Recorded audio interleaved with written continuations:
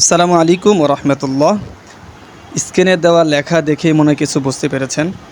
আমি আছি Khairul Islam, Khairul agro YouTube চ্যানেলের পক্ষ থেকে আর খায়রুল শখের খামার ফেসবুক পেজ থেকে।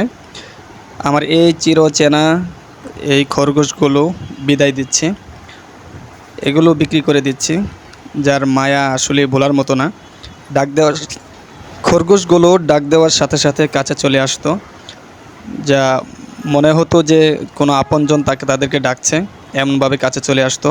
খাওয়ার জন্য সব সময় পায়ের কাছে এসে পা দিয়ে নাড়া দিত বা খাবার চাইতো, এমন অবস্থা ছিল।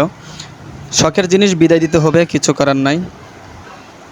এদের এদের যে মা বাবা ছিল তারাও সবচেয়ে ভালো একটি প্যারেন্টস জোড়া ছিল। প্রতিবারই মাশাআল্লাহ ভালো ভালো বাচ্চা পেতাম।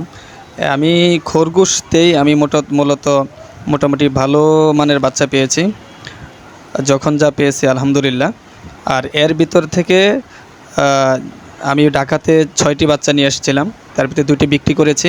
যার কাছে বিক্রি করেছি তার কাছে দুইবার বাচ্চা দিয়েছে, যা প্রথমবার মিস্টেক হয়েছে, দ্বিতীয়বার আলহামদুলিল্লাহ 3টি বাচ্চা আছে, 3টি করে বাচ্চা দেয় খরগোশগুলো, যা এবারও দিয়েছে তার কাছে। আমার এই পিছনে খরগোশটা বাচ্চা দেওয়ার উপযোগী, কিন্তু কি করার, এই 4টি খরগোশ একসাথে বিক্রি করে দিয়েছি। চলে যাবে বিদায় শখের খরগোশ, আর মনে হয় কখনো দেখা হবে না।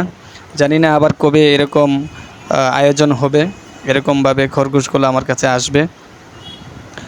আপনারা আমার খায়রুল শখের খামার ফেসবুক পেজকে ফলো করবেন এবং আমার খামারের জন্য দোয়া করবেন।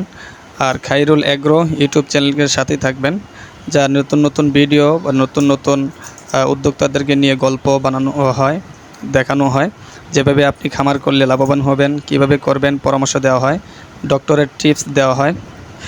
বিভিন্ন সময় বিভিন্ন সমস্যার সমাধানের জন্য ডাক্তারের কাছ থেকে টিপস নেওয়া হয়, যা আপনাদের মাঝে শেয়ার করার জন্য। আমার এই খরগোশগুলো বাড়ি থেকে আনার পরে বাড়িতে বাবার কাছে বা বাড়িতে যেই তাদের সাথে খেলা করতো, সুন্দর খেলা করতো, আসতো যাইতো, মাশাআল্লাহ ভালোই যে একটা পরিবেশ ছিল। এখন এদেরকে বিদায় দিতে হবে, কিছু করার নাই, এটাই নিয়ম।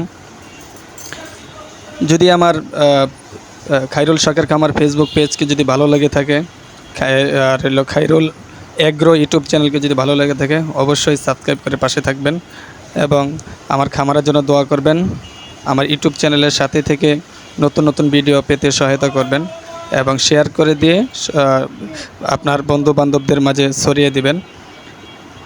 যেই কথাটি বলার মতো সেটা হলো, এদেরকে যা কিছু খাইতে দিতাম, যখনই যা খাবার দিতাম মাশাআল্লাহ সুন্দরভাবে খেয়ে নিত।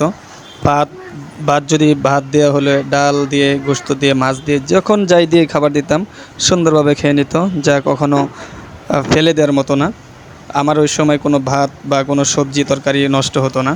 আর এখন তো চলে যাবে, চলে যাওয়ার পর তো আর এগুলো খাওয়ানো বা করা হবে না।